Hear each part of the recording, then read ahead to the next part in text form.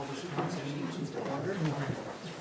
Confirmation of the agenda that the council's township of North Huron accept the agenda for December 16, 2019 council meeting as presented. Do I have a mover? I have Kevin and I have Neil. All in favor? Carries. Disclosure of pecuniary interest. Go ahead, Trevor. Yes, Ray Bailey, just would, I'd like to declare a conflict on item 7.2.2 on regular council meeting for tonight. As it relates to potential cost of living adjustments, and being that my spouse Tiffany is an employee of the municipality, I will not be participating in any discussion and voting on any motions. Thank you, Trevor. Anyone else? Seeing none, we'll move along. For public comments, this is an opportunity for anybody in the audience that would like to speak up, or the press that would like to speak up and ask questions about tonight's agenda. You're welcome. You have 2 minutes at the podium. I don't know if this question qualifies. I was just wondering about an update on Hutton Heights. What's new on there? It's not on the agenda tonight, but we can talk after if you like. All right. Thank you very much. Seeing none, we'll move on. Consent agenda. The Council of Township of North Huron hereby adopts consent items 5.1.1, and further, the Council of Township of North Huron hereby receives consent items 5.1.2 and 5.3.3 for information purposes. Can I have a mover? I have Paul. Do I have a second? I have Rick. Questions and comments? Go ahead, Chris. Yeah, Reed Bailey, you'd be the only one that could answer this, is it? And this is 531 with emergency shelter transport. Just so I understand it, they talked about repatriating citizens to their communities for $180 or something thousand. Could you explain that? Yeah, that actually did not pass, and that was an idea. We have a lot more homeless people in the area than we can imagine. So the whole theory behind it was they wanted to put up transportation so that when people come, say, from London to Exeter or to Wingham, in the cold nights, that since there's no place for them to stay and out of the cold on the coldest nights, that they would get a free taxi ride or police ride back to where they're from, whether it be Owen Sound, London, or Stratford, or wherever they seem to be coming from, or between the small towns. If I recall properly, that was defeated because we're going to have a little longer, harder look at exactly how we can help them in a different way, because I believe some of the councils thought that was encouraging instead of helping. I'm pretty sure that's the way that one went, Chris.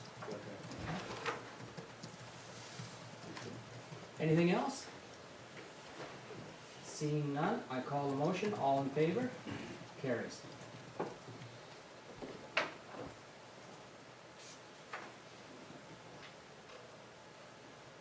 We have no public meetings or hearings or delegations tonight.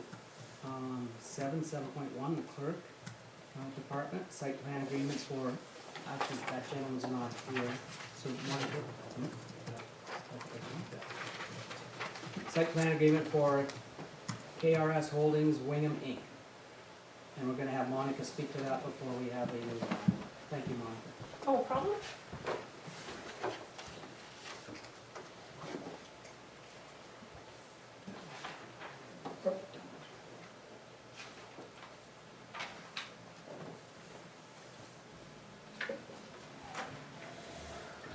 Thank you very much, Reed Bailey. Good evening, Council. I'm here to speak to the site plan for the property at 82 Kerr Drive. The owner applicant is KRS Holdings Wingham Incorporated, and the applicant is DC McCloskey Engineering Limited. So this is an amendment to the existing site plan that has already been approved by council to add a car wash. The zoning is as highway commercial special zone. The access is from Amberley Road. It's on the corner of Amberley Road and Kerr Drive, so there's entrances from both streets. Submitted drawings have been reviewed by our township engineer, Huron County Public Works Planning and North Huron staff. So the slide that I'm showing you has two pictures. One is a site plan picture that site visit picture that was taken by Laura in the summertime when she visited the property prior to the previous site plan being approved. So you can see the location of the subject lands are in between the Tim Hortons development and the West Cass Community Center on Highway 86, adjacent to Kerr Drive. And then the air photo that you see below shows the subject lands, and you can see that it's more or less a perfectly square property in between Tim Hortons and the West Cass Community Complex, with Kerr Drive along the one side there. So this site plan is not for you to review because it's way too much detail to see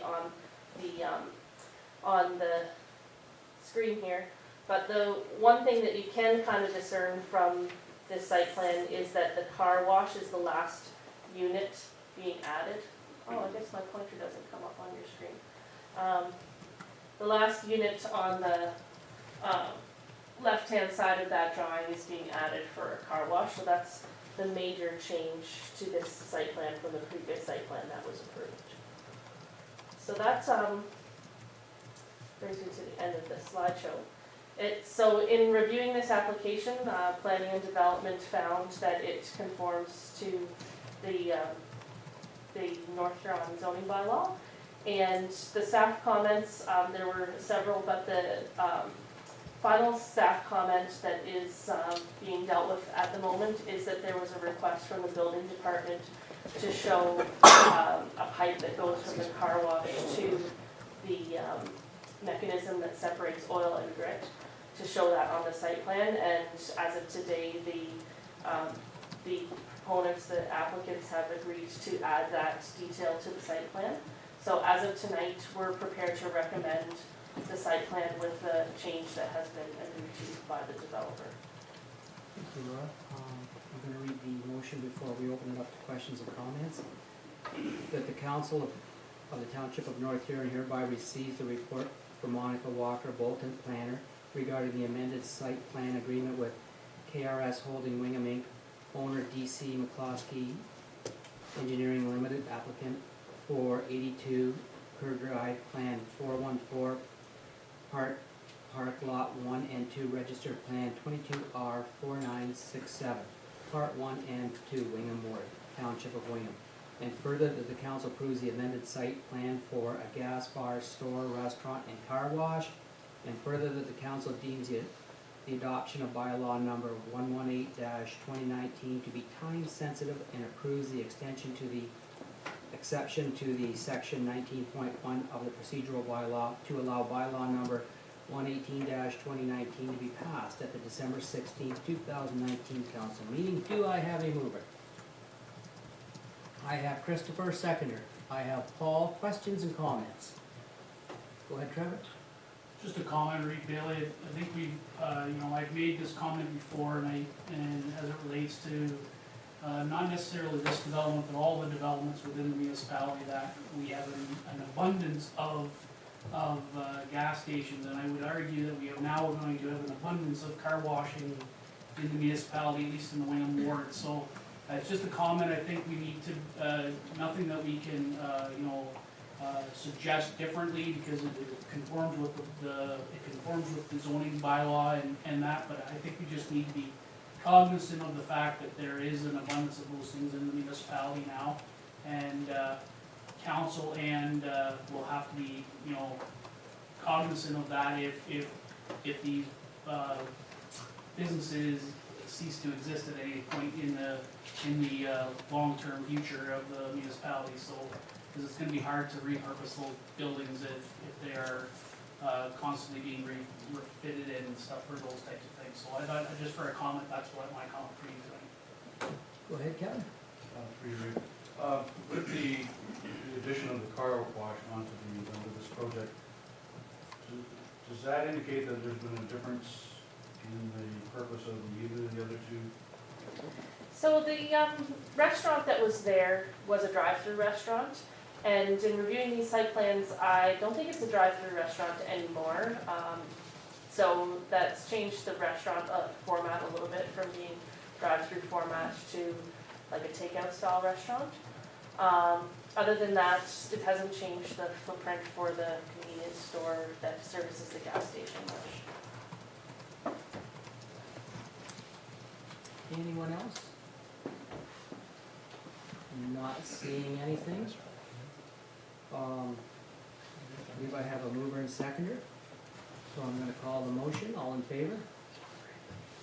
Carries. Thanks, Monica. Thank you. You had an easy night tonight, didn't you, girl? Yeah, We'll make up for next well, week. in January, how about Yeah. we- 7.1.2, appointment of committee of adjustment for 2020. That the council township of North Huron hereby receives the report from the clerk dated December 16, 2019 regarding the appointment of the committee of adjustment for 2020 for information purposes. And further, that council proceeds to appoint all members of council as the township of North Huron committee of adjustment for the term of January 1st, 2020 to December 31st, 2020. And further, that the REIT be appointed the chairperson for the committee of adjustment for the term of January 1st, 2020 to December 31st, 2020. And further, that the clerk be appointed as the secretary treasurer for the committee of adjustment for the term of January 1st, 2020 to December 31st, 2020. And further, that council proceed to adopt bylaw 115-2019 to reflect the above appointments of the committee of adjustment for the term of January 1st, 2020 to December 31st, 2020. And further, the council deems the adoption of the bylaw 115-2019 to be an administrative and approves the exception to section 19.1 of the procedural bylaw to allow the bylaw 115-2019 to be passed at the December 16th, 2019 regular council meeting. Do I have a mover? I have Trevor. Do I have a seconder? I have Rick. We're gonna have Carson speak to this before we call the vote.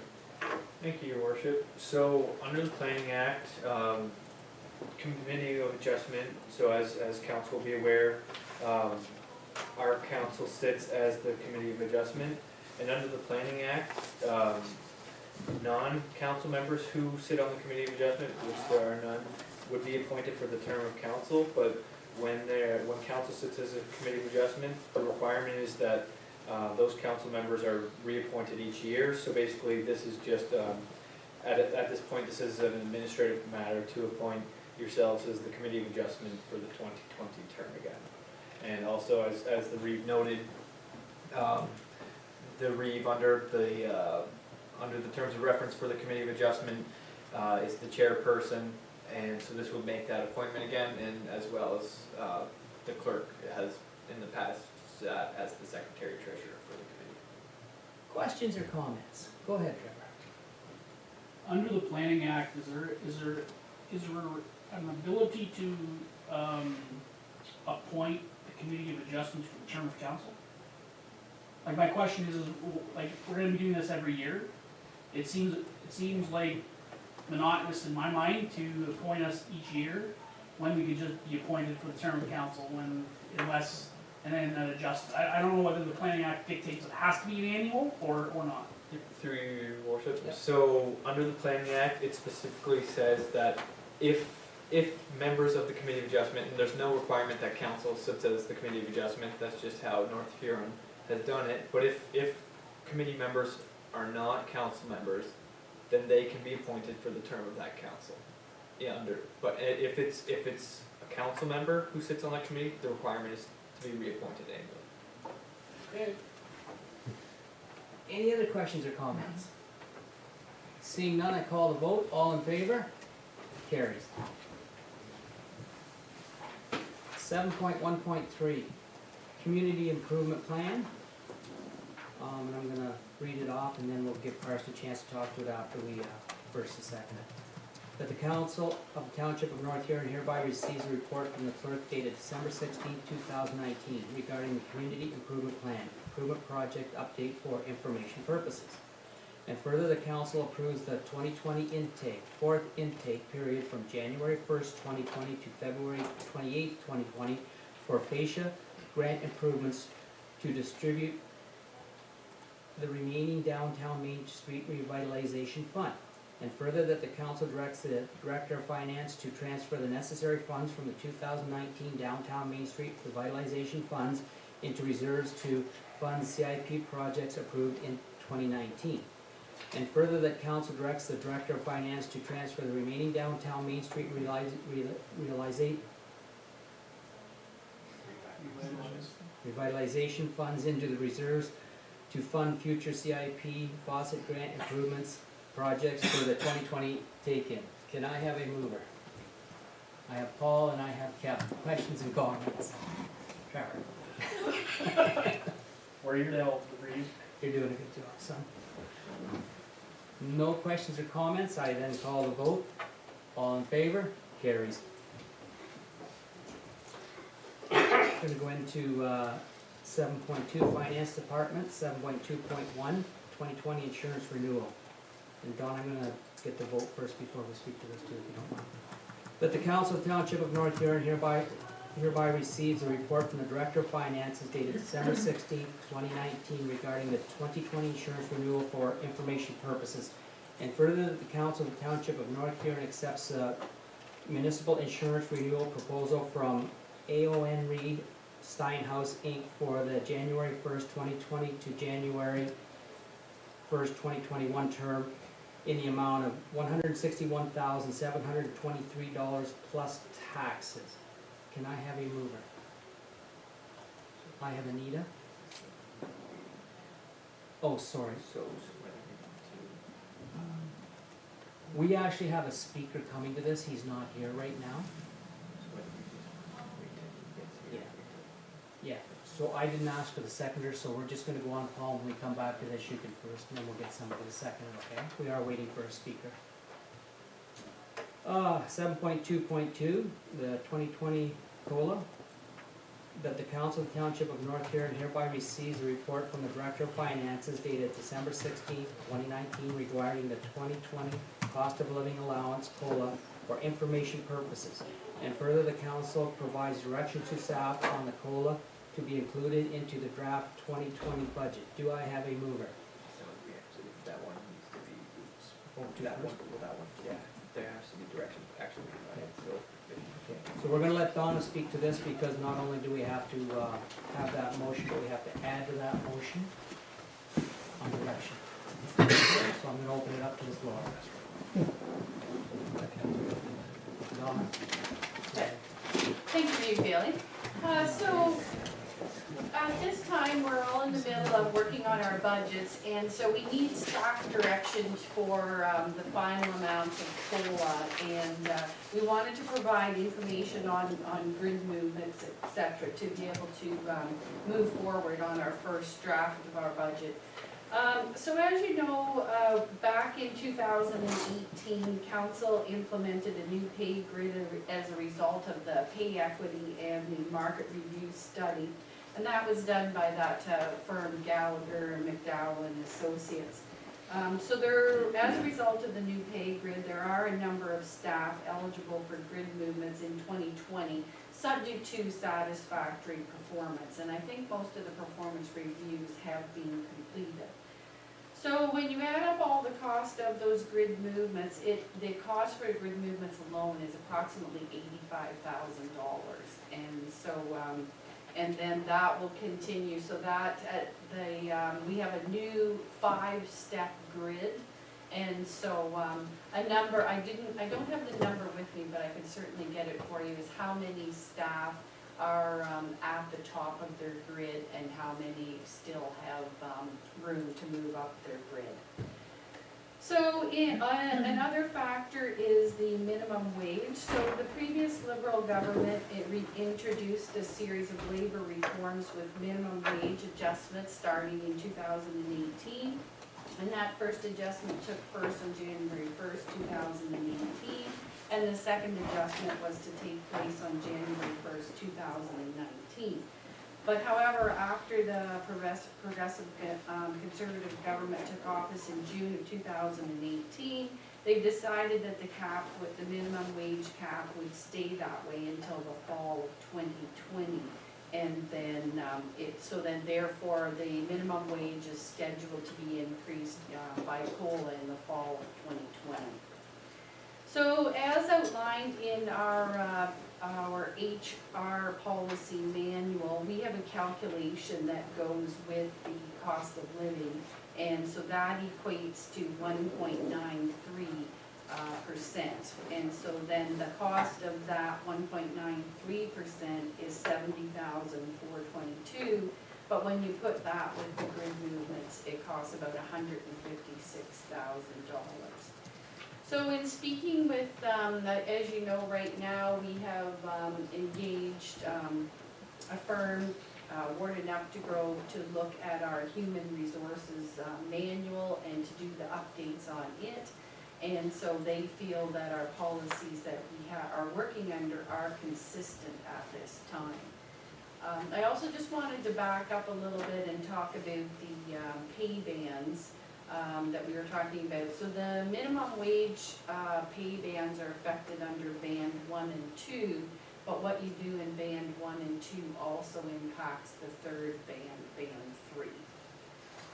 So that's a lot of information, and also I had noted for, I don't think that anybody has actually adopted their budget right now, but as people are working through their budgets, I think the county is looking at 1.5, Godrich is looking around 2, Perth East 2.025, South Huron 1.9, and Morris Turnberry 1.7. So everybody is working away on their budgets and trying to get these numbers down in order to be able to get the first drafts out. So does anybody have any questions? Do you want to start some discussion? I'm gonna open up to the floor. We're looking at $156,000 wage increase for next year for the staff, plus the 1.5%.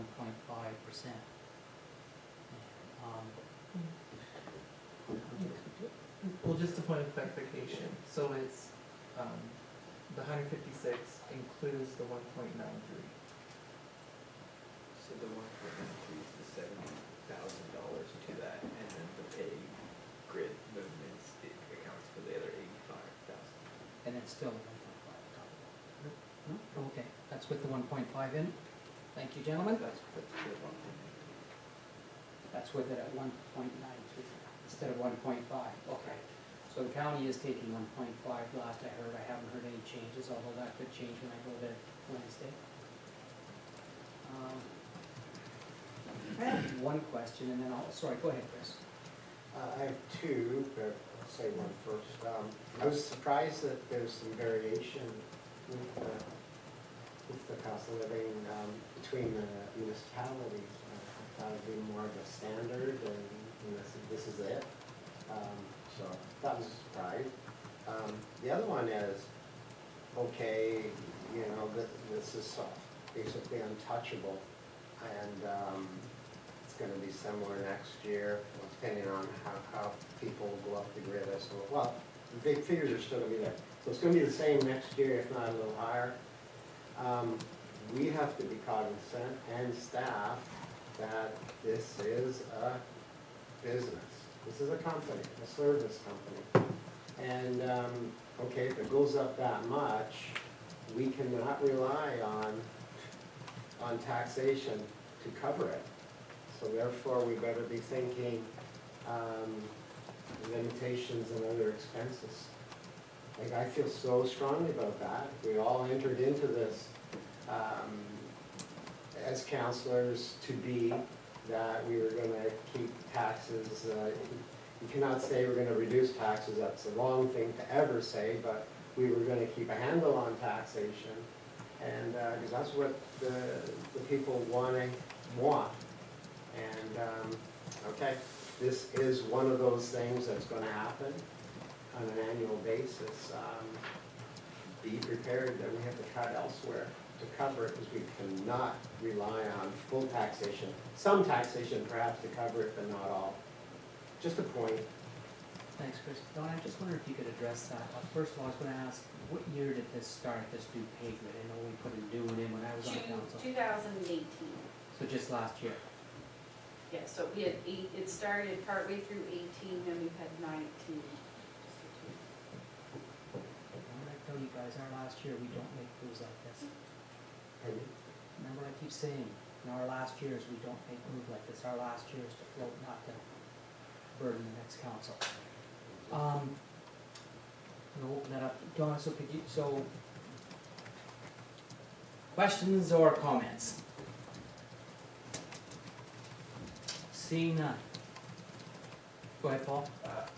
I'd like to see where there's more of Huron County represented here. Like all we have is Goderich and South Huron. Is there any chance that we could get the numbers from any other ones? Donna? Yeah, certainly, everybody's, as I said, everybody's working on Yeah. their budgets right now, so when I called around in time to get this onto the agenda, that's about all I could get at that time. Like- So certainly I can get some more of them, but none of them are finalized, Right. just to be clear. Right. Community.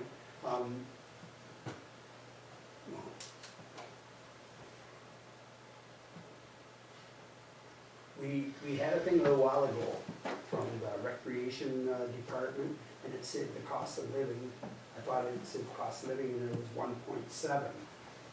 And that's why we adjusted our costs, put the prices up on each different thing. I think 1.7 was used, and we're sort of right there, we're cutting some monies out where maybe we should have had the cost of living that we're having to pay out to their, just curious about that, like, Yeah, so in our policy manual, the calculation for COLA is different than the CPI increase that we use for what we get charged and what we charge out on services. So you're referring to the rates and fees. yes, And yes, so in the rates and fees, then we use October to October. But as I said, the policy manual has a different calculation where it takes the average of the 12 months from October of the previous year to September of the current year. So it is a different calculation, so it comes up with a slightly different number. And every municipality uses a bit of a different. yeah, right. So, like, bands 1 and 2 will get increase in zone 2 because of provincial government? I'm not sure where the provincial government, if they'll go ahead with that at this time, and I don't know, Dwayne, were you speaking with the consultant about that now? No, so the bands 1 and 2 are based on minimum wage grades, or minimum wage. And the bands 1 and 2 were capped at their current rates. In 2018, we didn't make any adjustments on the basis that the province was going to proceed with a COLA adjustment. And then whatever they decide, we're obligated to do. And then, if Don indicated, the Conservative government came into office and they took away that COLA adjustment for 2019. But they've indicated they want to do a COLA in 2020. So just in terms of, in speaking with our pay equity consultant, they indicated that, we could keep the bands 1 and 2 and equally band 3 at the current rates and not adjust them. The flip side to that is when the province does do COLA, it could impact us harder,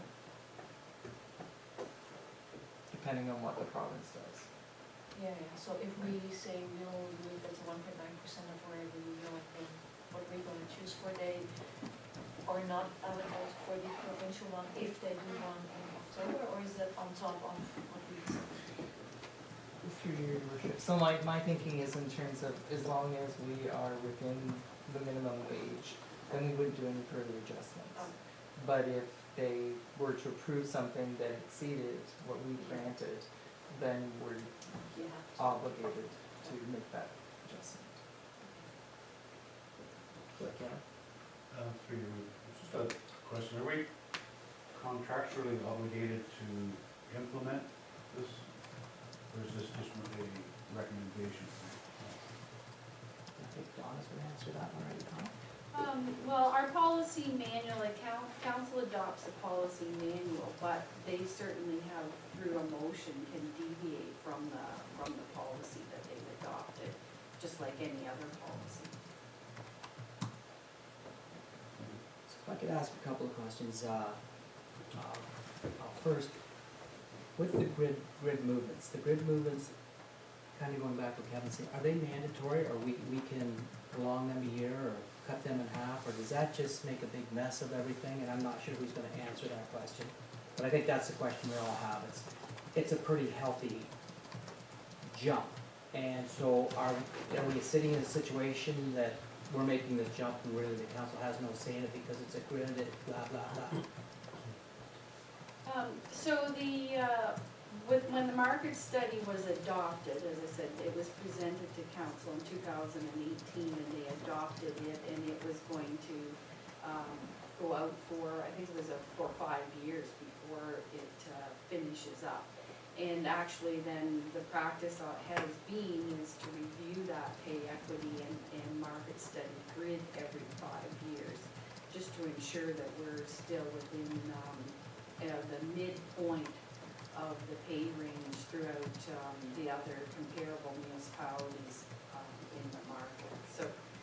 So for grid movements, I mean, to do a half grid movement, we went from a pay band or a pay steps that had 6, and then, well, at one time we were at 9. And so now with this new study that was adopted in 2018, it went back to a 5-step grid. So to kind of do a half one, it wouldn't be like a half a step. I mean, it could be done, but it's really not something that could be easily implemented. So Donna, how many people does this affect on our staff? I think we have a staff of 150. The pay grid affects all of them? For full-time staff, I don't have with me how many are left getting a step movement this year. I certainly can find that. And then part-time, so also part-time staff get some grid movements as well. So I can pass you on that information. Vicki, did you want to follow up on that? Through your worship, I just wanted to add that some staff are ready. There's 5 steps. If they don't move up, they move across. And so in 5 years, if someone stopped at the bottom of the grid, in 5 years they've maxed out on what they can be paid for that position. So the only increase they would receive after that would be a cost of living. Okay. Some staff are already at the max and have been for a couple of years. Anita? I don't Chris? Yeah, can you read? Just as an example, did you figure it out what it would be at 1.7? I didn't at 1.7, but I did at 1.5. So rather than the 70,000 for the 1.93, 1.5 is 54,733. So another question then coming from the go ahead, Kevin. If you want. I was just making the cost of living increase, 1.93, just for math here, that's 3 new employees, of 1 employee. Mhm. And that's So Donna, just to clarify then, our pay grid and where we're sitting on our pay grid, our staff, you're telling us, is basically sitting in the middle of where communities are around us. We're not paying the most, we're not paying the least, we're kind of floating in the middle somewhere at this point. Right, when we implemented the market study, that's where council wanted to be, was in the 50 percentile range for the grid. So that's where they're sitting. We're sitting now. And how many more years in a row are we gonna get, is this, Well, it decreases each year as more and more staff reach step 5. okay, So, so we're doing, okay, go ahead, Chris. Through you read, Don, this is really hypothetical. what would the pay increase be if everybody was at the top? If everybody was at the Yeah. top, then it's just COLA. Excuse me? If No, everybody no, was yeah, at the but top. what is the figure increase at that point from today? Like if say 85,000, Right. with the increase now, and if everybody went there, and they will be at some point. Yeah, they will be at As long as some there point. isn't. Yeah, I didn't calculate that, Yeah. in case that worked, but I could do that. But, honest figure. All right. So we have to make a decision on, any more questions or comments? So we have to make a decision on this. I'm gonna suggest that we should, stay with the 1.5, follow the county's lead, and watch what's going on. And the grid movements would be in place because your staff are quite aware of it and they're looking forward to it. And it has been on, I guess you'd call record, and therefore, if you could change that record, it would be, could cost you some very valuable staff. And so it'd be long-term staff. So, is anybody willing to put that motion forward? So the 1.5 and the grid movement. I have a question. Yes, With 1.5, we're following the county, not the other municipalities around us. that's right. That's your suggestion? That's my suggestion, yes. Okay, thank you. Chris? Just a question, like you said a few minutes earlier, it's 1.5 today, but you thought it may change in the near future or not? Not if I have anything to say about it, and I do. No, you're one though. That's right.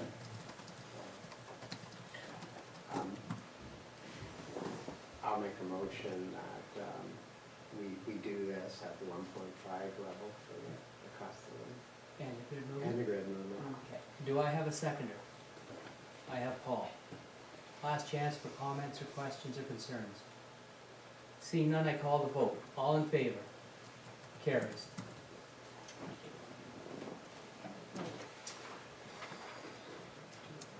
Yes, please hear now. So we have our speaker here this now, so we're gonna go back to 7.2.1. Do I need to read the motion again, or just have Paul already done it? Just get a second. Okay, I'll read the motion again. We'll do it again just for clarification.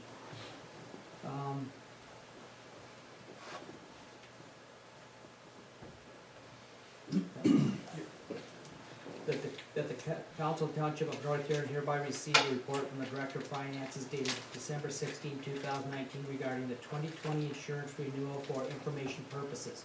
And further, the Council of Township of North Huron accepts a municipal insurance renewal proposal from AON Reed Steinhaus, Inc. for the January 1st to 2020 to January 1st, 2021 term in the amount of $161,723 plus taxes.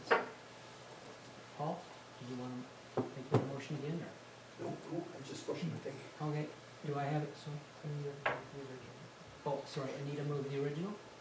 And do I have a seconder? Paul? At this point, we're going to ask, Kyle David to come up and speak to this.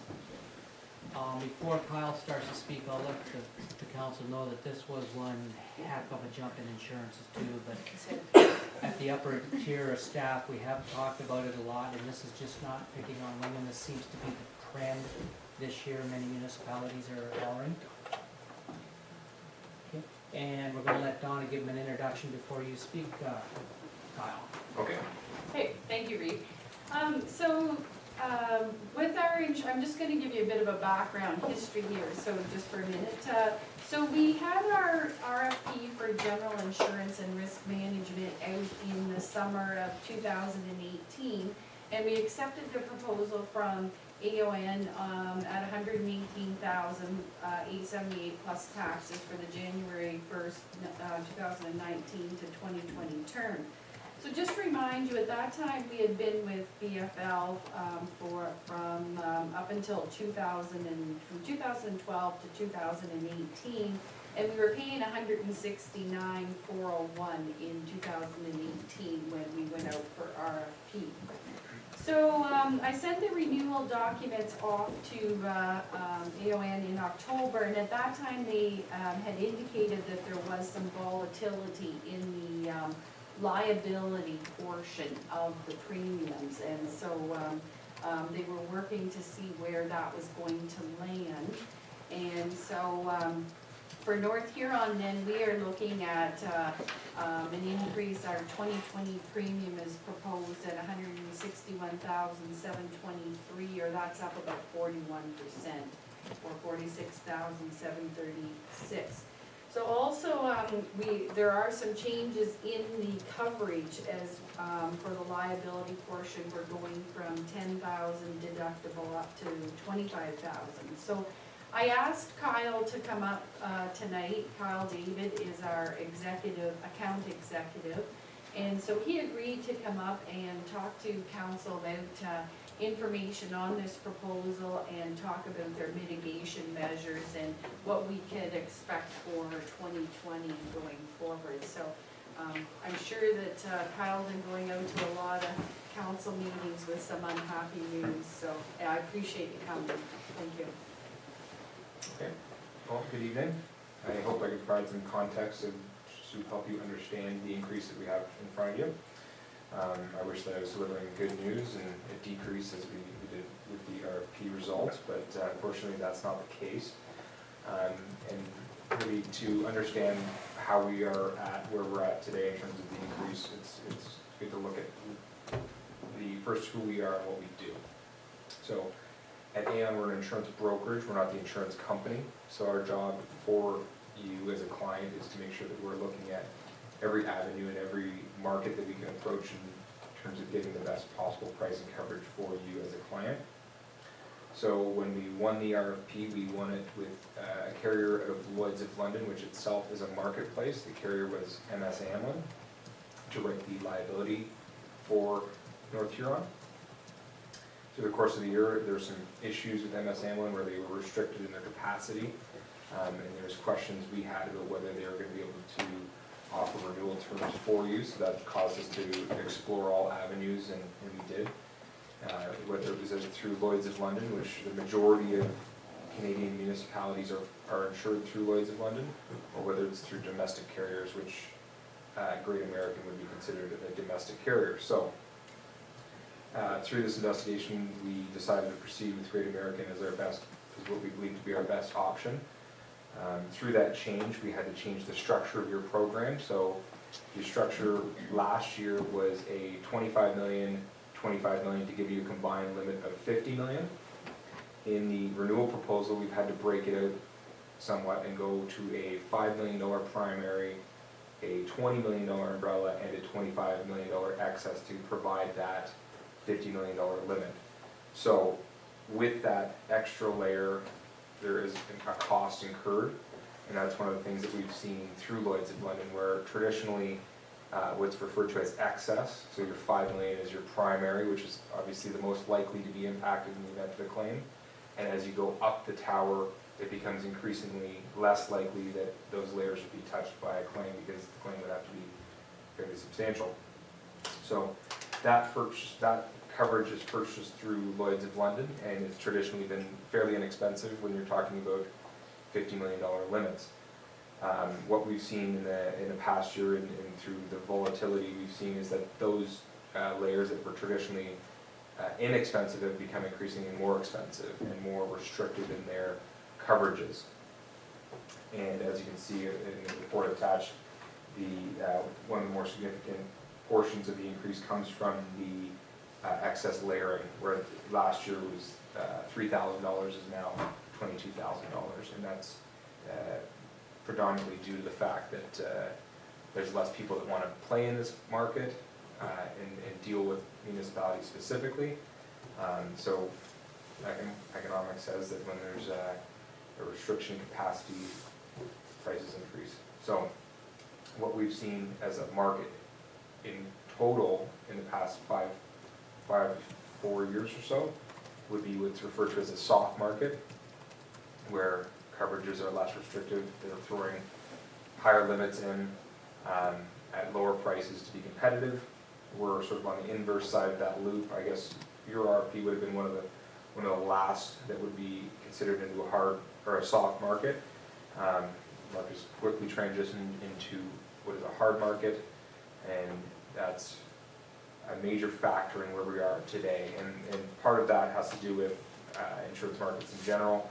A greater part of that has to do with municipalities and municipal insurance in Ontario and Canada as a whole. It's looked upon less favorably. There's been several large claims. There continues to be large claims. In liability insurance specifically, there's what's called long tail claims. So in your situation, there's claims that are still unresolved from 2015, which is not uncommon, but it makes things very difficult for liability carriers or insurers that we work with to have a clearer picture of where they're at financially in terms of an overall loss ratio for their book of business in the segment. In traditional coverages like auto and property, they can see at the end of every year, we've either had a fire, an automobile accident, so this is a check mark, everything's going smoothly, we've only had a little fender bender, whereas liability becomes more complex. So they're long, it's hard to determine the actual loss ratios. We're seeing large claims, we're seeing claims where we didn't typically see claims, we're seeing claims drag on in terms of just legal expenses, where there is no indemnification in terms of a payout due to your liability, but it can cost hundreds of thousands of dollars in just legal expenses to defend you in that claim. And that's really caused the market of insurers at Lloyd's to look upon Canadian municipalities less favorably as they had in previous years, and quote and price them less competitively as they had previously. So as you'll see, if you look at the coverages, you guys have done very well in terms of your property and auto. Very few losses, so it's considered to be an exceptional loss ratio in terms of your property and auto. Your liability would be considered okay, but overall it wouldn't be your specific loss ratio that would be driving the increase. So I guess that's the best way for me to summarize the increase before opening it up for questions. Thank you very much, Kyle. I'll open it up for questions. Questions for Kyle? Go ahead, Trevor. So Kyle, I don't expect you to answer for a company like BFL or whatever, and I just want to make a first of all comment that the price that we're quoted today is less than we were paying for BFL before.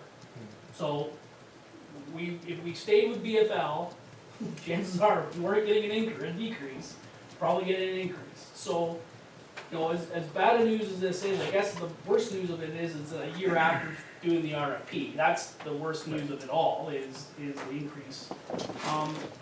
Is companies like the fact that BFL is its own company, are the ones that are not like specifically brokers, are they seeing similar increases?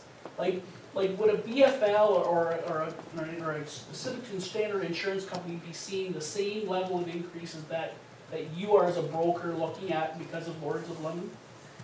We believe so, yes. In general, yes. We believe that the competitors would be feeling similar strains that we are. The market as a whole in Ontario isn't that large. There's only really 4 competitors. It would be BFL, ourselves at Aon, JLT, which was purchased by Marsh, Frank Cowan Company, which was purchased by Intact, and that's all there is. So there's 4 competitors, and there's really 4, traditionally there's only 4 liability insurers, so we all have our paired liability insurer that we work with. It's not like there's a stable of them jostling in and out for the opportunity at it. It's usually the other way around, that we're convincing them to look at municipalities. Henry, just something, is the discussion with the province about joint and several liability, could that have an impact on the discussion of insurance as a whole from a liability perspective. Because obviously the province has come back since the Conservative government has come in and said, let's look at it. There has been really no consultation at this point about where that's going. Do you as a broker see that if they make significant changes to the joint and several liability policy in Ontario as it relates to municipalities, that would have a significant impact on rates for municipalities in Ontario? Yeah, there's many different outcomes of their proposed joint and several liability reforms. But we do believe that if it was reformed in the right way, it would help, because it essentially would put a cap on the losses in that the municipalities could become responsible for paying. So for those of you that might not be familiar with joint and several liability, the easiest explanation is that you as a negligent party could be 1% negligible, but could pay for the majority of the claim when all other parties are unable to pay. And we have seen claims in that. We have seen joint and several liability claims. They are rare, but they're traditionally for significant values.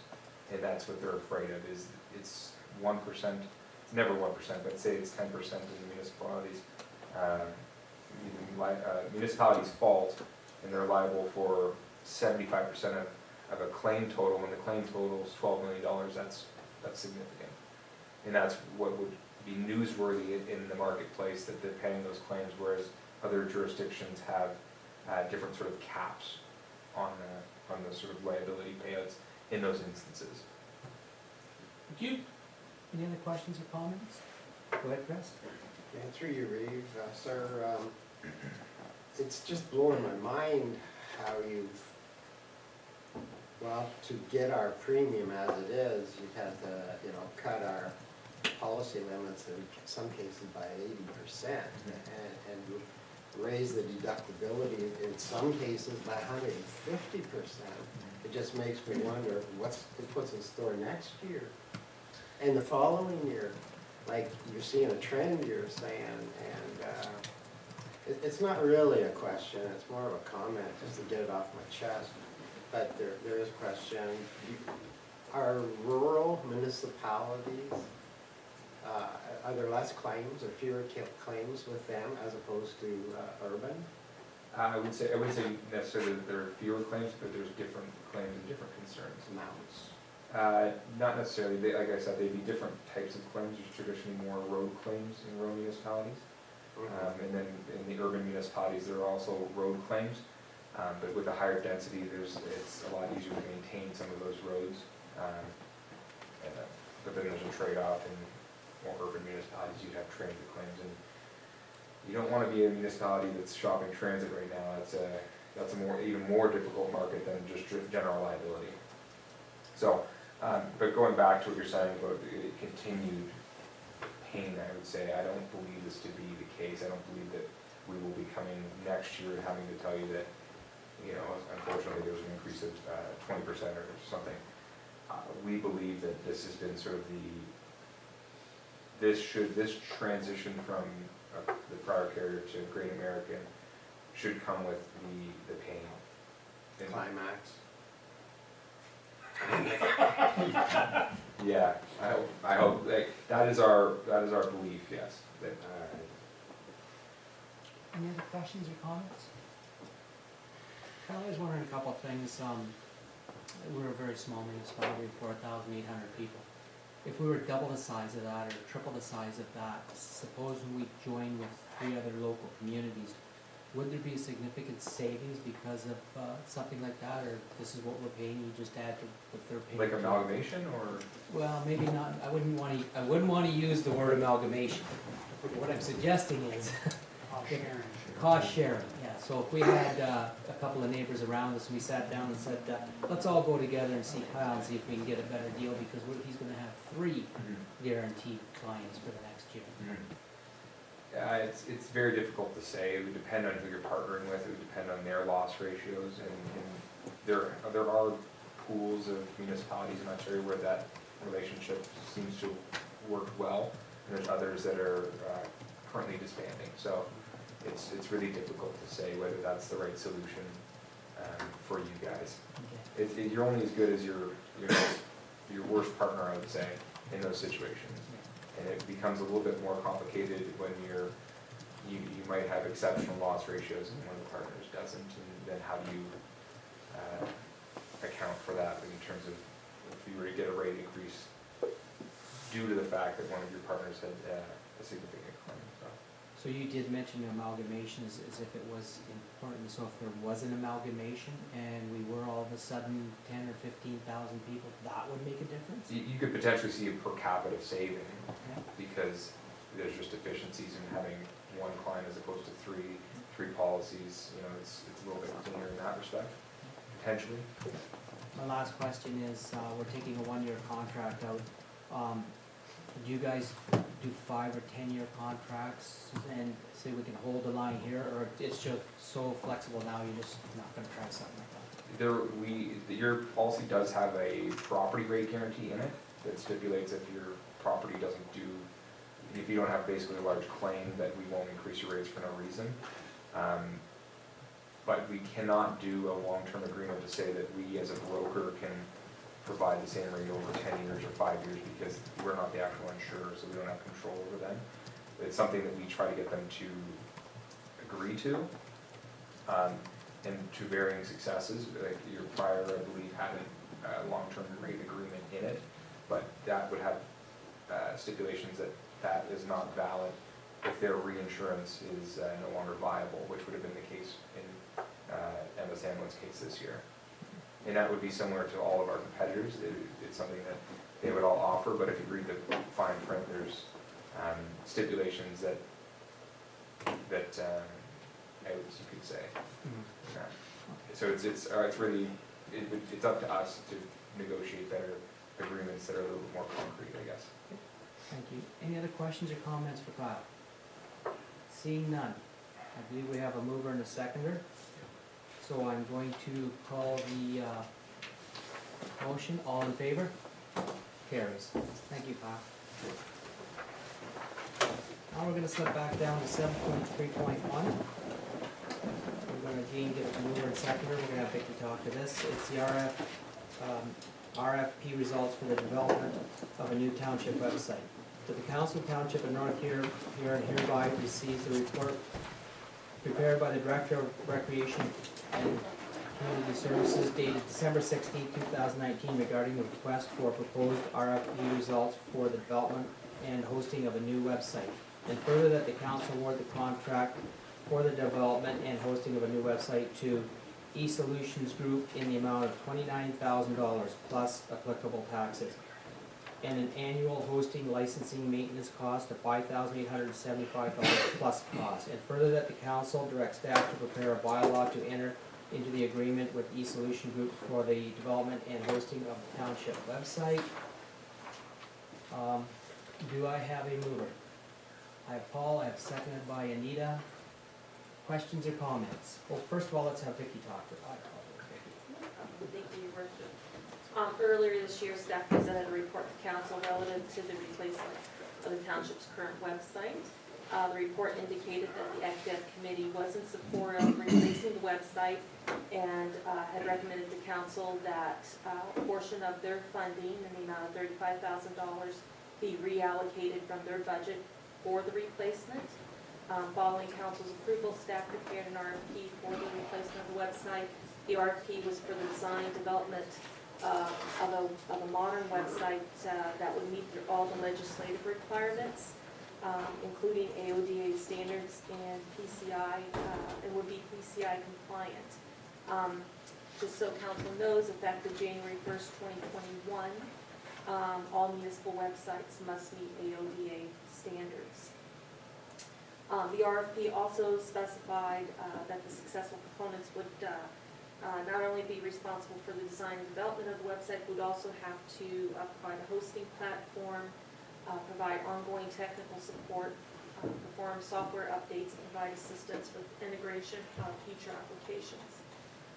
As indicated in the report, staff reviewed and evaluated 3 proposals based on predetermined criteria which have been used by other municipalities when they had undertook the same process of implementing a new website. The criteria used to evaluate the proposals included project understanding, experience with similar projects, the experience and qualifications of the project manager, experience and qualifications of the project team, and the price. Based on the final score ranking, staff are recommending the contract be awarded to eSolutions of Waterloo, Ontario. eSolutions is an award-winning company and a leader in municipal website design. They have more than 19 years' experience and have designed and developed more than 360 municipal websites. Their overall design and development costs, as well as their annual hosting and maintenance costs, were the lowest of all three proposals. Staff feel confident that they will be able to create a website that will not only be able to meet our needs, but also be easy to use by the public and easy to maintain by staff. Thank you, Vicki. Do I have a mover? Oh, do I? Questions or comments? Rick, yeah? I've seen eSolutions group that technology right now. That leads, no, that's There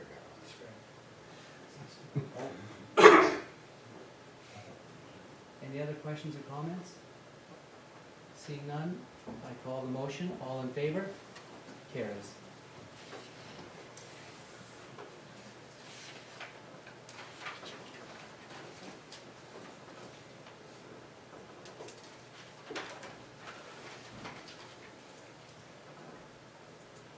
Seven point four, Public Works and Facilities. 7.4.1 is the traffic study outcome from the school safety zone. I believe this time again I'm going to read the motion and have Sean speak to it, and then we'll call it. That the Council of the Township of North Huron hereby receives the report from the Director of Public Works dated December 16, 2019 regarding the traffic audit completed by R.J. Burnside for information. Further, that the Public Works Department be authorized to install always stop controls in the intersections of John Street and Carling Terrace.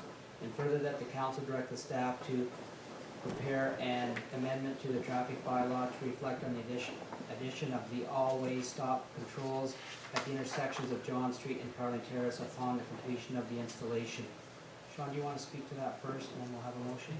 Yes, thank you, Eureka. Basically, the department underwent a review of crossing guard operations. That's what initiated the process. We had a vacancy this summer. We were looking for a crossing guard. In the process, thought it prudent to look at the operation in the whole area. There's a lot of high density in terms of schools. It's the community safety zone. So we looked at the whole thing, and as most in the room are aware, that intersection at John and Carling Terrace is a very busy intersection. So in the process of looking at the crossing guard, we secured the services of R.J. Burnside to do a traffic audit. We really wanted to understand what was going on, and although John and Carling Terrace was the primary, we looked at Patrick and we looked at Victoria to see if that whole area was impacted. Basically the outcome is before council. They used cameras to record activity during the morning and late afternoon peaks when the schools were coming in and going out, and then applied the findings to the standards found in the Ontario Traffic Manual, Book 5. Long and short of it is that they came up with 3 recommendations for council to consider. And this, and I'm quoting right from the report. The first recommendation was always stop control is warranted at the Carling Terrace and John Street intersection based on peak hour traffic volumes, and we recommend that the township implement always stop control at this location. Second recommendation was always stop control is not warranted at either Carling Terrace and Patrick or Carling Terrace and Victoria Street. And then the third recommendation was, and this was the important one to us, we believe that the conflicting pedestrian and vehicular volumes at the Carling Terrace and John Street East intersection are high enough to warrant the use of the existing crossing guard, and that the crossing guard should be maintained even if the intersection is converted to an always stop control. So the Coles notes on that is they were saying, again, that there was a four-way intersection, four-way stop control warranted at John and Carling Terrace, but also that the crossing guard should remain there regardless, because there's thought that in some cases you can put a four-way stop control in and then eliminate the need, but there's just that much traffic. And then the other piece that I really appreciated from an operational perspective is they got all the data, they ran the numbers, they confirmed that the four-way stop would be warranted, but they also ran it through computer modeling, because the concern would be that, sure, on paper it looks like a great idea, and then you find out you've got horrible traffic jam. What the computer modeling showed was that by going to a four-way stop, you didn't deter the flow of traffic. If anything, you made it a little bit better in both directions. And that's based on what we see in the report and the report that you've got pending. The recommendation of staff would be to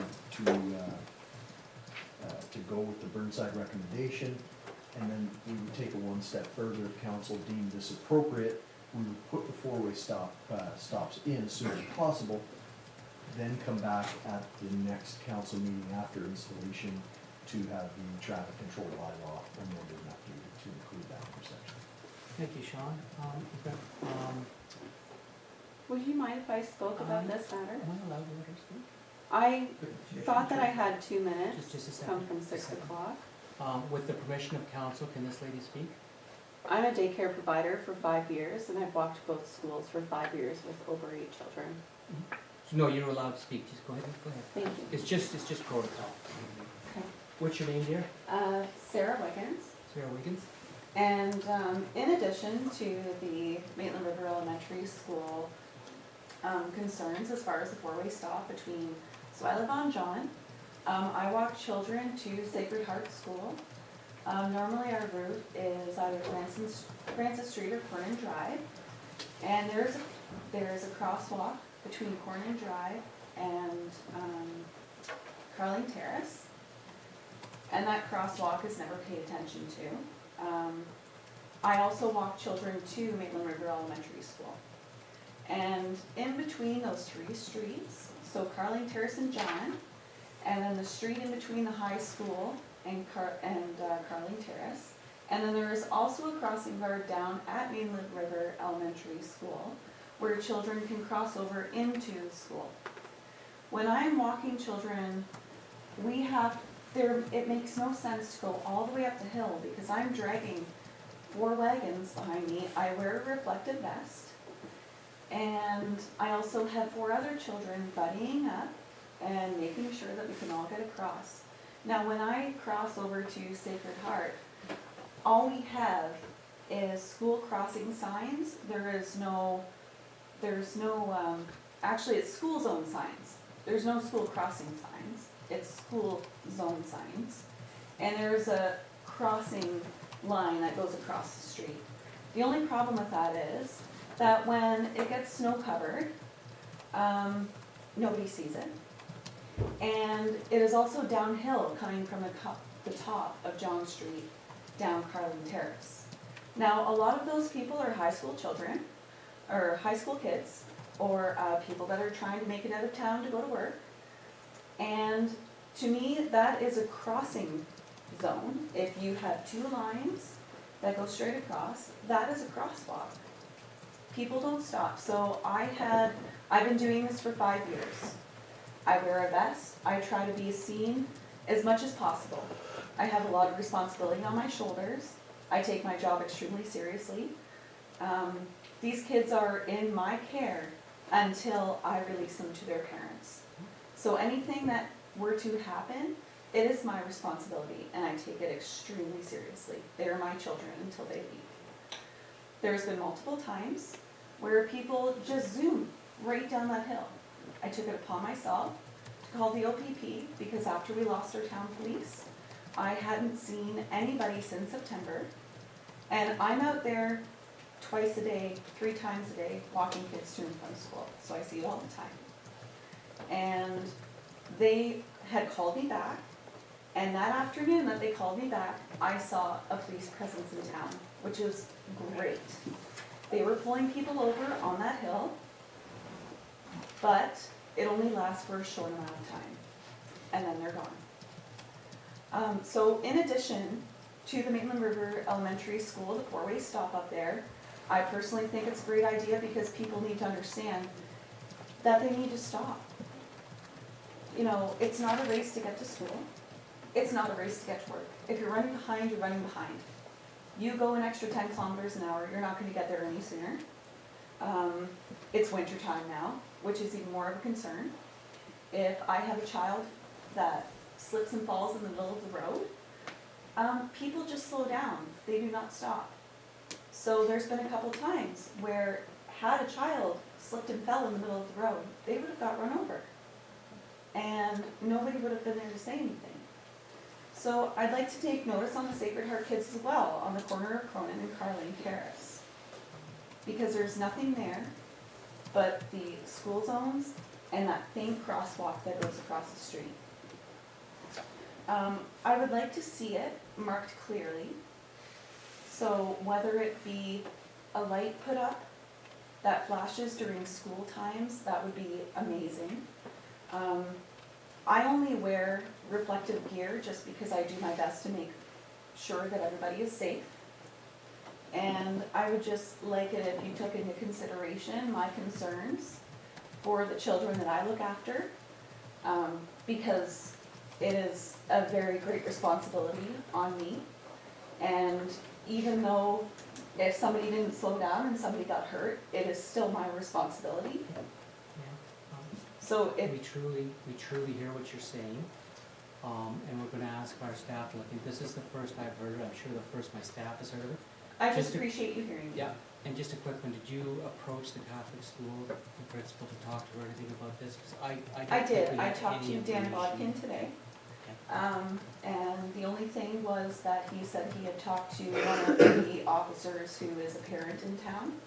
But otherwise, he didn't realize how bad it was, but he is not out there, Yeah, at that corner every single day, and I am. Yeah. And, I pass students walking on Corman Drive all the time, and there is no sidewalk on either side. So where the sidewalk comes from, it's literally, each side of Carlin Terrace. we do appreciate you this bringing this forward, and I'm sure that we've heard, and we'll have a look, we have your name, and if you'll give someone your telephone, if you'll come into the town hall, there's a proper form to fill out, so they have all the information for you, so they can Sure. get back to you properly, Sure, so you know what's going on, yes, and fill that form out, and we will look into it, okay? I'd appreciate that, We will do that, thank you, no problem at all, we want everybody to be safe too, thank you. okay? Thank you very kindly. Okay. Did we have a mover and a second? Okay. Was Sean, you were done? Okay. Do I have a mover? I have Paul. Do I have a seconder? I have Chris. Questions or comments? Go ahead, Trevor, or sorry, Kevin. Did this survey take into consideration the ambulances using Patrick Street when they're having safe egress and entrance into the hospital? Through your worship. This was, my understanding is it was based entirely on vehicle count, not composition.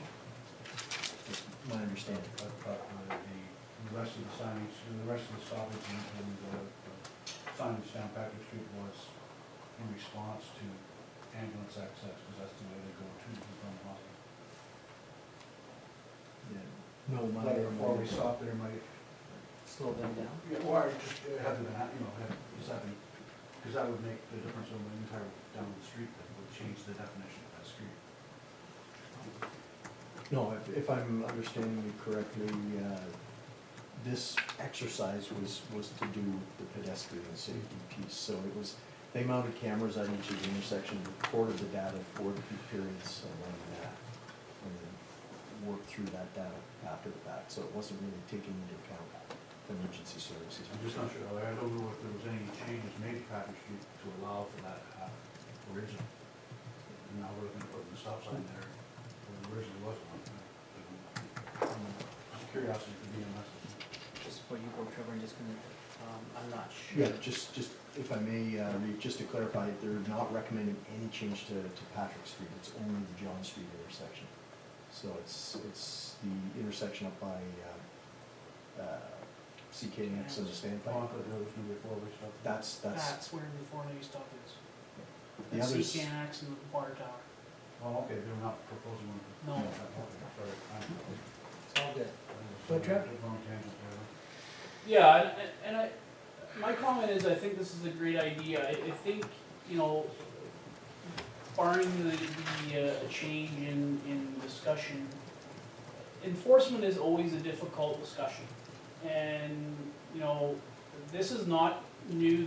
The individual who talked tonight, I thank her immensely, but that is not new to me. It's not new, as I lived on Francis Street for a number of years, and you know I transport my children to and from school, and that's the road I take, and it's not uncommon that I see people just going down that street at an excessive amount of speed, and that is it right? Absolutely not, is not right.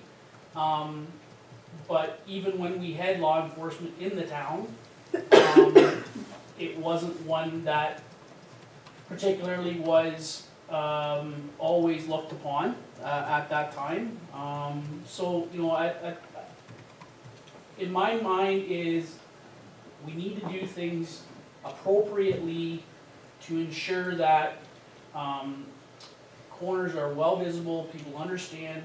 And the fact that that is a community safety zone, the fines I hope are being established in the sense that that is what they're being fined. Like they're not being given grace because it's of what it is. It's a community safety zone, the fines should be established to what they are and doubled or whatever the case may be so that people are not going to change their ways unless significant changes are happening from an enforcement perspective, but also from an issue of guidance and figuring out how do we maintain visibility of that intersection at Cornet. Because she's absolutely correct. The crosswalk is there, just people don't understand what it is. And that's the conversation about how we educate people about what that is. Because the problem is that it's not all year. September to June happens, the kids are gone, and then we stop thinking about what it is. It's the school crossing zone. Well, there is no school, so nobody thinks about it. But if a kid's standing there to go, it doesn't matter if it's school or not, they should be stopping to let kids cross the street. And I think that we have to look at it. I think it's important to look at it. But it ultimately is going to be another thing about enforcement, where if we see these issues, we give the OPP a call, or when we had the William Police, we were giving them a call, and enforcement will start with those issues because the Police Services Board has been very clear, and the detachment commander has been very clear. If you see something, let them know, so that they can make sure enforcement's done appropriately. Thank you. Hey, go ahead, Chris. Everyone knows, sadly, a stop sign is a rolling stop generally, and it's sad, it shouldn't be that way. And we cannot enforce it routine all the time. I think it should be, yeah, there's a crosswalk, but it's only a semi-crosswalk, and needs an overhead, because people obey that. You do, you have to. And the fines are huge, and it's in the psyche to stop. I think we're better off. Sure, there's going to be some loonies that don't, but for the most part, people will stop, and I think that's the best answer for here. Stop signs make people angry. That's sad again, and especially a four-way. Like there's usually a dominant street, and you don't touch it. It's the crosses that get stopped. But when you start seeing, the residents start seeing stops everywhere, usually, yeah, they'll stop for a few times and then keep going not keep going, but roll through. And that's not helping children. Yeah, you can put a stop sign in there anyways, but I think it needs a proper crosswalk. Thank you, Chris. So the motion on the floor is for the four-way stop on John Street and Carly Terrace. And we have a mover and a seconder. How do we change that, potentially? Well, we're going to give she's talking about a totally different place. So we're gonna have our staff come back with information on that another time, okay? That's a totally different discussion, okay? Because it wasn't brought up in time. So if there's something that council would like staff to look into though, you can make them, it would probably be best to make a separate motion to provide staff direction. So we're gonna take care of this one first. Sean, go ahead. If I may, Reeve, Yeah. if we're referring to Cornyn and Carlin Terrace, I should mention that the tender for that road work is out right now. I'll be receiving that on Thursday, and there'll be a report coming forward January 13th. So very timely, the comments that we're receiving, because there is the potential, depending on the outcome of the tender, that there could be quite a bit of work going on in that very corner, and that would be an opportunity for us to really have a good close look at what can be done. So, Okay, maybe there should be one of John and Carlin, or, which is the heaviest use? Should John and Carling has, sorry, through you, your worship, John and Carling also has the crossing guard.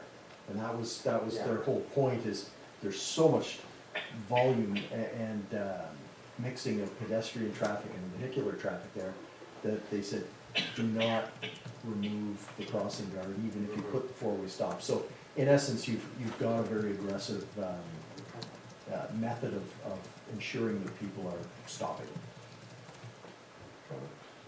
Yeah, I think that part of the direction to staff is to come back to council with appropriate recommendation of what they see is an appropriate thought process of what we, is it another crossing guard at that spot? Is it a crossing guard? Is it an overhead whatever the case may be, let staff come back to the council with what their thoughts based on the information from the public and as it relates to the tender and a whole bunch of other things. They come back to us with thoughts about what we think is an appropriate remedy for the situation, then we can accurately discuss it. So I completely agree with the Reeve. I think if we just get this motion as a base on the report, and then after that motion, we'll ask for a motion for council to direct staff on that particular intersection of Cornyn and Carling Terrace, and then we can go from there. Thank you, Trevor. So, all in favor? Carries. Could I have a motion put forward for the staff to look into Cornyn? I will move that, Reeve. Trevor's moving it. Do I have a seconder? I have Rick. All in favor? Oh, sorry, questions and any? Okay, all in favor? I thought so. Okay. Okay.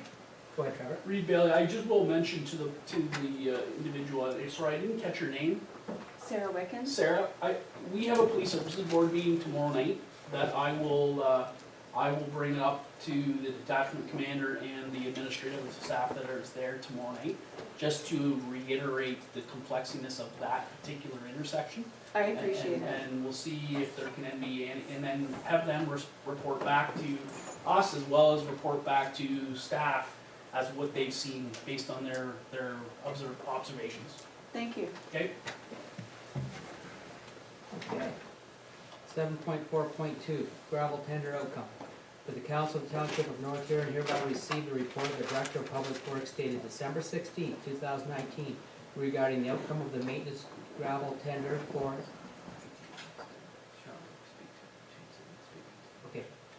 information. And we're going to add a piece in right there now, Sean, if you would like to. Thank you, Your Worship. Basically, before we get into the body of the report, it occurred that, in essence, if council adopted the recommendations, you would be at the same time granting pre-budget approval. So staff is proposing that the recommendations not only reference the receiving of the report for information, but that pre-budget approval be granted and then that the contract be awarded. So after I said information, I'm going to put in there, and furthermore, that the council approve a motion for pre-budget approval for the contract. And further, that the council award the contract for the crushing, hauling, and spreading of maintenance gravel in the township of North Huron for 2020 in the amount of, is that $1,304,000? Hope not. Is it? $134,125. plus applicable taxes to Joe Kerr. Do I have a mover? I have Paul, seconders Nita. Questions or comments? Go ahead, Trevor. I just want to comment, question, that came up at the, I just want to ask whether, at the public meeting with regards to the strategic plan, there was a gentleman who had, questioned about our gravel pits and how we're maintaining them and how, what level they're at, and a bunch of other things as it relates to those gravel pits. I'm wondering if staff could comment as to, relates to that, whether a report or something is coming to council as it relates to those gravel pits. Sean, do you have a? Yes, thank you, Your Worship. Basically, that's the one change that you'll see over the last contract. There's also, in addition to the crushing and the preparation of the granular A material from our pit, we have a fairly large inventory of very large rock that's been separated at the pit. So part of that whole process of getting as much use out of the pit as we can, we incorporated an additional breaker crushing of 5,000 tons of oversized rock. And so that's specifically to try to make sure that we're not wasting resources by just putting them aside because they're too big. So there is a little bit of additional cost that allows us to go in and do that breaking and crushing. Thank you. Any other questions or comments? Seeing none, I call the motion. All in favor? Carries. Next is Fire Department, 7.5.1. Wording change to Schedule L of fees and charges, bylaw number 117-2019. That the council of the Township of North Huron hereby receives a report from the Fire Chief of North Huron dated December 16, 2019 regarding a wording change to Schedule L of the fees and charges bylaw 117-2019 for information. And further, that council adopts the bylaw 117-2019 as presented with, which includes the following addition to number 3 of Schedule L. Should the insurer pay the coverage to the property owner is liable to remit these funds to the municipality or its representative. Sorry. Do I have a mover? I have Kevin. Do I have a seconder? I have Paul. Questions or comments, concerns? Go ahead, Kev. Through your read. At any point, has staff ever received a report card as to Fire Marquee as to the amount that they're currently being able to request from the insurance agencies on our behalf, as to the performance of health? We don't know if they're just picking and choosing which ones they're trying to do, or whether they're, we don't have a report card on how many they've considered and how many they've actually won and what we've got. Just checks and balances to see what, I see the wording in this document. I agree with the wording in this document. Gives them some more latitude as to who and where and when to do it. But I've never heard of any report card coming back to council. Marty is not here to answer that question, but Dwayne, did you want to pick up on that, or one of your staff? Yeah, so just in terms of, in terms of the fire-related calls, all of them that qualify for that are submitted to Fire Marquee. Sometimes they're able to recover and sometimes there's not. If there's not an insurance policy, then there's nothing that can be recovered. Donna couldn't correct me, but I think in 2018, it was around $44,000. It's in that ballpark that we've recovered. I don't know. And this year thus far, I think it's around $700, but we still have some claims that have been submitted that we haven't received a response on yet, so. This is very small, Yeah. it's going to be millions of dollars in liability and claims of. Yeah. I've never seen anything that they've done anything on a fire or. I'll just follow up on that a little bit further then, and then Trevor, you can speak. So, we have been having these discussions with what I have with the head of staff, and I'm concerned the fact that everybody should have insurance and therefore the insurance should pay. Marquee is finding it difficult to get the insurance companies to pay because they just want to drag it on and on and on, and they come up with every little detail. But we're changing this wording to help them out. And the fact that Marquis' biggest problem is once they give that money to the insurance person that's got the insurance, we don't get it. You just can't chase it down. So by making this change, it has to come to the municipality, and then we're gonna cut a lot of problems out that way, my understanding. Go ahead, Trent. Yeah, the other thing about that, I think we have to be cognizant of is that, Fire Marquis takes all of the, like, other than the original submission of the claim, we have no administration at all. They do all the legwork, and they collect, 30% of it? So, yeah, so if we didn't, my argument would be, even if we didn't have Fire Marquis and we wanted to do this on our own, the administration cost of this alone would cost more than what we're getting, in essence. But I think it's truly painful in the sense that we have to make this change in the wording for Fire Marquis to be able to get the money from the insurance company when it's not an issue from the insurance company perspective. The insurance company's paying out who they need to pay out, but then the minute they give it out to their policyholder, they lose all rights and responsibility to provide it to the municipality, who's basically had all the costs associated to it. And I think that is where I find, in today's world, very disheartening, in the sense that insurance companies will wipe their hands of anything they can. And I'm kind of glad that Kyle's not here when I say this, but they will wipe their hands of it in the sense that we've done our due diligence, we've done our responsibility, but you as a municipality who have forked over hundreds of thousands of dollars to save a life, or did this or did that, you're out your cost because you tend to be the one that has to eat that price. So, and I think that's not the way it should be, and hopefully this amendment will help alleviate that in the future. There's a couple of ways we can track this down too. We can look at the amount of calls that our guys have gone out, and we can see how much we would have lost if without Marquis, or if Marquis not doing a good enough job, how much we're losing, period. They're on a percentage, they're not on a flat rate, so therefore they're probably gonna push as hard as anybody, because they don't get paid if they fight it and don't get it in the long run. So at the end of the day, they should be doing a good job. I was just a little upset when I seen the low numbers this year, so maybe bark a bit. So here we are, and let's hope everything works out. Any other questions or comments? Seeing none, I call the vote. All in favor? Carries. Building Department, 7.6.1, Building Department proposed fees for 2020.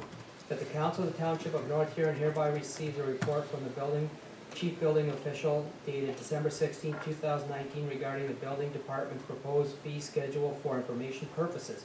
And further, that the Council of Township of North Huron hereby authorizes the clerk to post a notice to the public meeting in accordance with Section 7-6 for the Ontario Building Code Act to review and consider proposed changes to Schedule C of the bylaw, numbers 117-2019, being a bylaw to establish fees and charges. Do I have a mover?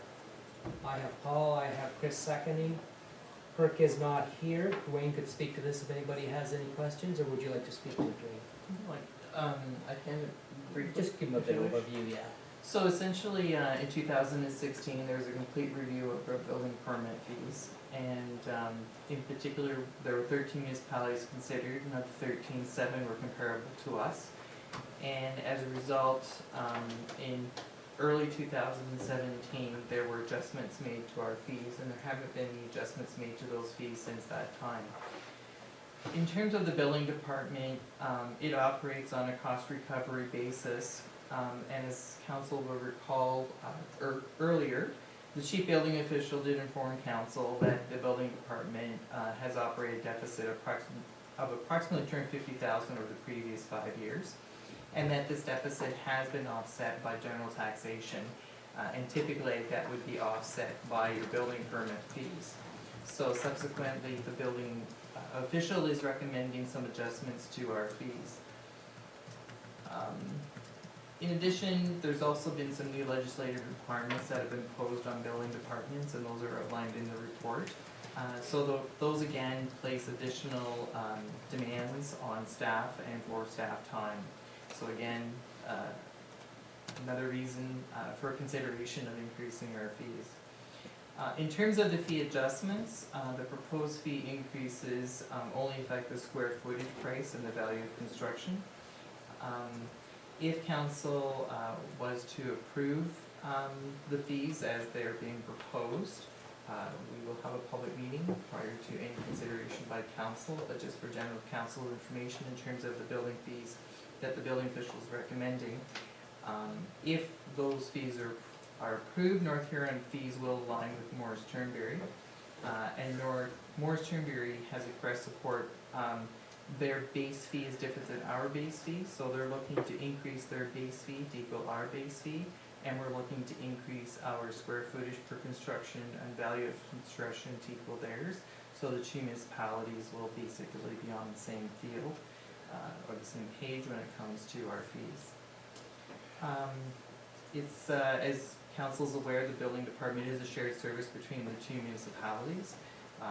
So by having the same fees in both North Huron and Morris Turnberry, it does minimize the potential for error, and it creates more consistency in this area of the county. So in terms of, as the report indicates, there's a requirement in the Building Code Act that prior to any fee adjustment, council is required to hold a public meeting. There is a public meeting date proposed, and staff is seeking council's authorization for the clerk to advertise for the public meeting, and at the conclusion of that public meeting, to then, for staff to bring back for council's consideration fees or changes to the fees that is outlined in Schedule C of Bylaw 117 of 2019. Thank you. Questions or comments? Go ahead, Paul. Just a comment there.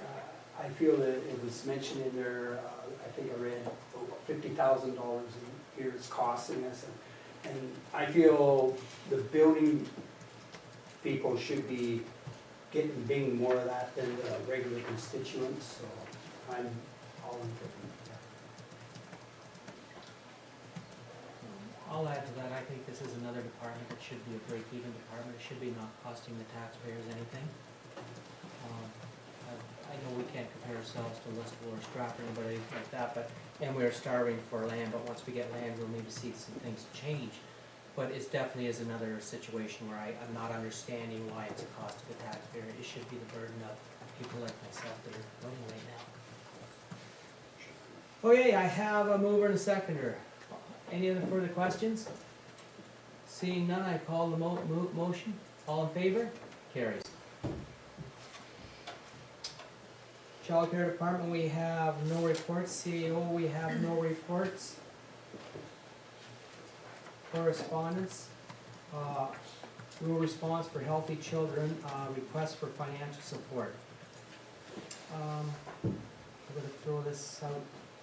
Council, want a discussion about this, bring it back to another meeting, have a delegation from what would you like? Go ahead, Paul, you can start.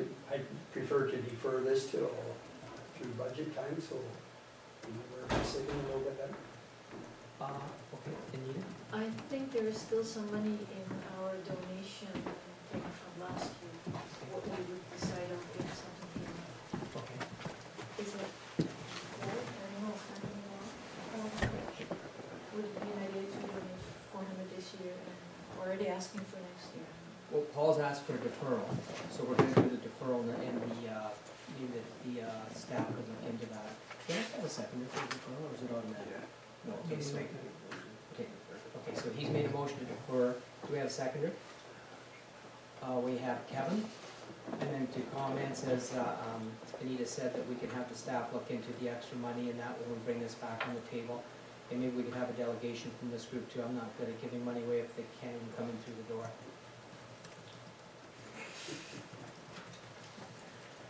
All in favor? Carries. Hope Reeves activity report.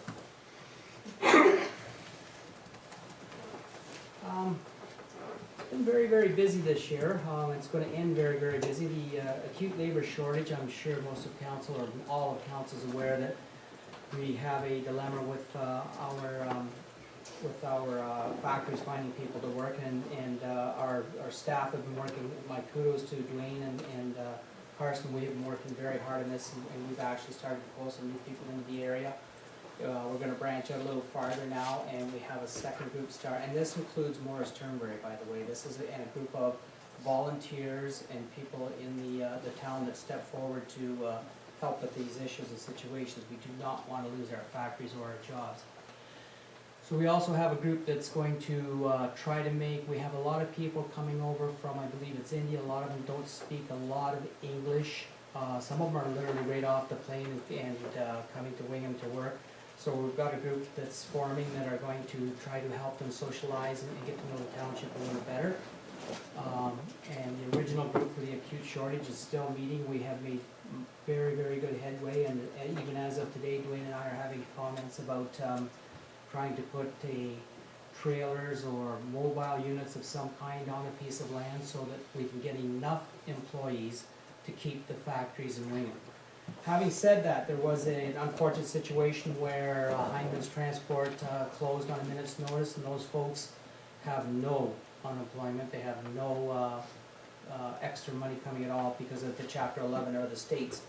So if anybody knows if anybody can help us, those people that do not have a job, if they can come to Wingham or Teeswater to the Gay Lee, the Bright Span, the Foundry, the Royal Home, there are jobs. May not be in the profession they want, but under the circumstances they find themselves in, if anybody can reach out to them, we would appreciate and let them know that there's lots of jobs here. Okay.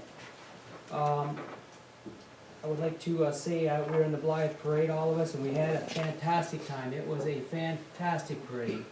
I even hitched a ride at the end with Lisa Thompson because I was getting tired this time, Paul, it was me. I'd just like to take the time, this is our last meeting of the year, I believe, and I'd like to take the time to thank the staff, the council, the volunteers, everybody that helps, everybody that lives here.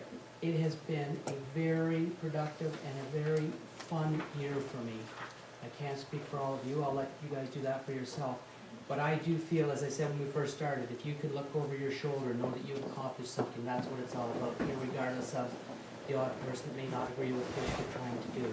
And I feel that as a staff, volunteers, and as a council, we achieved an amazing amount in our first year, and we're gonna make it just a little bit busier in our second.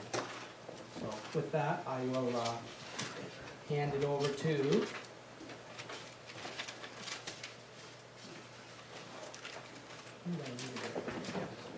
council member reports, sorry. Yeah. Council member reports, anybody want to talk about boards or anything they're sitting on, anything going on? Go ahead, Rick. Ray, the Coalition for Hearing Injury Prevention, we're still trying to become a standing committee of hearing, we're still on here county. Okay. In regards to that. And in regards to the ATV mapping and information brochures, we're not waiting on North Hearing. Oh. For that entrance into Wingham for food. Oh, okay, yeah, that's coming in a report, I believe, shortly. What's that? Anyone else? Go ahead, Anita. I went to the retirement, as a representative from North Huron, I went to the retirement reception of Jeff Ping, who was a 30-year employee with the American Valley and was in Cowbell, really well attended, and he appreciated very much everybody gave. He was very much in appreciation of all the cards he got. I went to the memorial of the 15 women killed at the University of Polytechnic in Montreal. We had a variety of mayors, police councils, speakers, really positive ceremony about the position of women, and that it is so important that we pay attention to our police reports about domestic abuse and find a safe place for women in the community where they can come. Well, we talked about Light St. Claus Parade, that was fantastic, and we had in here a meeting from leaders who joined in what's part of it, we had the engineers out and landowners, and I think everybody was really appreciative of that.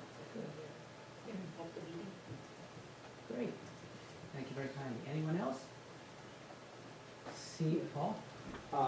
Michelle Wright, concert went over really well, we had over 300 tickets pre-sold, and then there's people getting at the door on a stormy night. It was great to see that through the week, and it was just great seeing the theater being used, and I did not have one mom turn down a swimming pass for their kids. I went through all, we got halfway down, got down the street, and then I had to come back up the other way, I didn't want to go back with a half a thing, but the moms they're really appreciative of that. I think it's a win-win for swimming That's great, pool, Paul. so it's going to be loaded. That's great, Paul. Anyone else? Trev? I did want to just make mention, and actually as a reminder to council who have passed on, that this Saturday at 11 o'clock, so 10:30 for council orders, and Reeve and myself, to be available for Maureen and Gary Lyle, as well as the North Huron Food Bank, and Susan from the Knights Columbus are putting on the Christmas dinner for the less fortunate, so that will happen. I responded to Maureen tonight, just letting them know that between 10:30 and 10:45, the council would be there for guidance and direction about what we're to do, and obviously if some of us are doing it at the door and some of us are available to do other things, then we can switch around and do things if we're gonna be there for the whole. Nobody's given me any specific time, so I'm assuming that they're available for the entire thing. So if they are, great. If they're not, then just come that day and we'll work through it. But great support from councilors and yourself. Thank you very kindly. Go ahead. Yeah, that reminded me, Trevor, you reminded me of something. Tomorrow morning, I'm gonna be there. I'm not asking the rest or anything, but if we have specific jobs.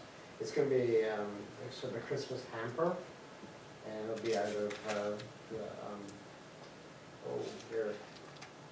it'll be downtown here, and it's where selected folks are coming, and they get a ham or a turkey, and toys, and different things, and we've been doing this for a few years now, and it goes over very, very well, and it's a good thing. It makes you feel great participating in it. There's probably about, 25 people that help, and it's really good exercise, very helpful for people. Great, thank you very kindly. Anyone else? Seeing none. Comments by members, any comments?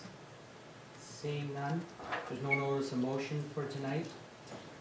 There's other business. There's a motion, Councillor Van Hitterman, that the council of the Township of North Huron hereby appoints Councillor Anita Van Hitterman as the second councillor representation to the North Huron Economic Development Committee. And further, that the Reeve Bernie Bailey be moved to ex officio status. And further, that bylaw 25-2019 committee appointed bylaw be amended to reflect this appointment. Before I ask for a second move, I just want to say that at the Economic Development Board, we all agreed and we're supporting this move too. Do I have a mover? I have Trevor, I have Paul as a seconder. Questions or comments? Go ahead. I have a question. If somebody can explain what it means for you to be ex officio. I lost my paycheck when you took my place. Oh. No, I told you I was gonna keep zero. I come free now. No. Carson's gonna answer that. Yeah, so basically ex officio is Latin for by virtue of office. And so basically what that means is, under North Huron's procedure bylaw, Bernie's position as the Reeve, it's reflected in the bylaw that he can sit on any committee we have of council. And so the only difference with ex officio status is Bernie wouldn't be counted as quorum, but he'd have all the same voting rights. Back up to order, Do I have a mover? Thank you. If I did, do we vote on it? No. Oh yeah, let's vote on it. I don't know what's wrong with me tonight. She passes, you're in there, kiddo. Thank you. Bylaws, number 12. Bylaw number 115-2019, a bylaw to constitute the appointment of Committee of Adjustment for the period of January 1st, 2020 to December 31st, 2020. Do I have a mover? I have Trevor, I have Kevin, all in favor? Passes. Bylaw number 116/2019, a bylaw to license, regulate and govern the owners of the drivers of taxi cabs, accessible taxi cabs, group transportation vehicles, and limousines used for hire on the transportation of passengers in the township of North Huron. Do I have a mover? I have Kevin. Do I have a seconder? I have Chris. All in favor? Carries.